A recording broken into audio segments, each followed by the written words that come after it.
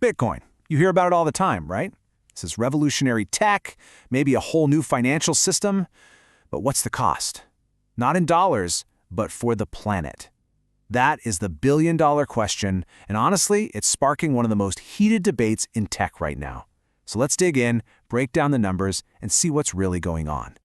Okay, let's just start with the biggest number on the page: energy. A huge study by the United Nations University looked at the period from 2020 to 2021, and get this, the global Bitcoin network used a mind-boggling 173.42 terawatt-hours of electricity in just 1 year. Now, 173 terawatt-hours. I mean, that's a number so big, it's kind of hard to wrap your head around, right? So let's try to put it into perspective. That is more electricity than the entire country of Pakistan uses in a year, a nation with over 230 million people. All of a sudden, the sheer scale of this thing starts to become incredibly clear. And the impact isn't just a number on an electricity bill. That same UN study figured out the actual physical land use footprint for all this Bitcoin mining. It comes out to a pretty staggering 1,870 square kilometers. Again, to put that in perspective for you, just try to imagine an area 1.5 times the size of Los Angeles, all of it dedicated to this one digital network. So yeah, we're talking about absolutely massive energy use and a significant physical footprint, which, of course, leads to the really obvious question, why? To really get why, we need to pop the hood and look at the engine that powers this whole thing. The answer is in a system called proof of work. So what in the world is proof of work? Well, at its core, you can just think of it as a race. It's this massive, competitive process where miners all over the globe are using these incredibly powerful, specialized computers to solve a really complex math puzzle. The first one to solve it wins. They get to validate a new block of transactions, and for their trouble, they're awarded with brand new Bitcoin. Okay, so this is where all that energy consumption really just goes through the roof. Picture thousands of supercomputers all running at full blast, all racing to solve the exact same puzzle at the exact same time. All of them just burning through electricity. But here's the kicker. For each puzzle, only one miner can win. So what happens to all the energy spent by the thousands of losers? Well, while it does help keep the network secure, it didn't actually contribute to creating that specific block. But the story doesn't stop with just how much electricity it uses. The environmental price tag has a lot of different line items, and a lot of them are kind of hidden. It's time to look beyond just the carbon footprint. It's not just how much energy is used, it's where that energy comes from. The UN study broke down the energy sources for 2020-2021, and the results, well, they're pretty stark. The network was super reliant on fossil fuels. Coal, just coal alone, made up 45% of the power. You add in natural gas, and suddenly you've got 2/3 of the energy coming from sources that pump out carbon. And this is where the picture gets even more complicated. That UN study also tallied up a massive water footprint. We're talking enough to fill 660,000 Olympic-sized swimming pools in 2021 alone. Then you've got the electronic waste. These specialized mining machines, they have a really short lifespan, which leads to an estimated 30,000 tons of e-waste every single year.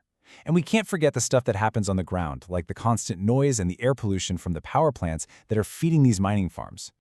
Professor Kaveh Madani, who led that UN study, he really summed it up perfectly. He said, technological innovations are often associated with unintended consequences, and Bitcoin is no exception. And that just raises the huge question, can anything even be done about all this?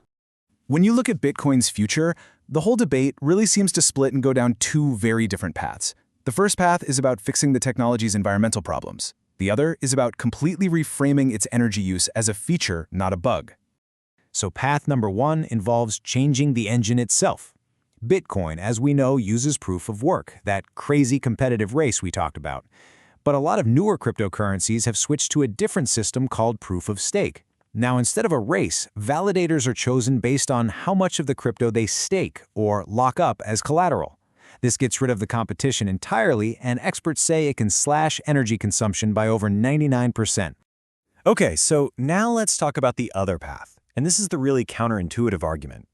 Path 2 basically suggests that Bitcoin's massive appetite for energy isn't a problem we need to solve, but actually a tool that could be used for environmental good. How could that possibly work? Well, proponents say it all comes down to one thing. Miners are in a constant global hunt for the absolute cheapest electricity on the planet, and that hunt can lead to some really surprising benefits. For instance, they can set up shop at remote oil fields and use flared gas. That's methane that would otherwise just be burned off into the atmosphere. Or they can build their facilities right next to new solar or wind farms, acting as a guaranteed buyer for any extra power that gets produced. In this view, they're not a drain on the grid. They're a flexible customer that can actually help stabilize it. And this whole idea is powered by a core feature baked right into Bitcoin's code. It's called the difficulty adjustment. The network is designed to produce a new block every 10 minutes, like clockwork. If a bunch of miners leave the network, the puzzle automatically gets easier to solve. If a million more join, it gets harder. This self-regulating system means the network is always running, and it always needs energy, which is what allows it to be this reliable buyer of last resort for any power source, anywhere on Earth. So all of this brings us to the final, huge question. Is it waste or is it worth it? We're left trying to weigh these very real, tangible environmental costs against the potential value of creating a whole new, decentralized financial system. Ultimately, when you strip everything else away, the entire debate really boils down to this one fundamental conflict. Is Bitcoin's insane energy consumption a bug, an unfortunate flaw in the design that desperately needs to be fixed?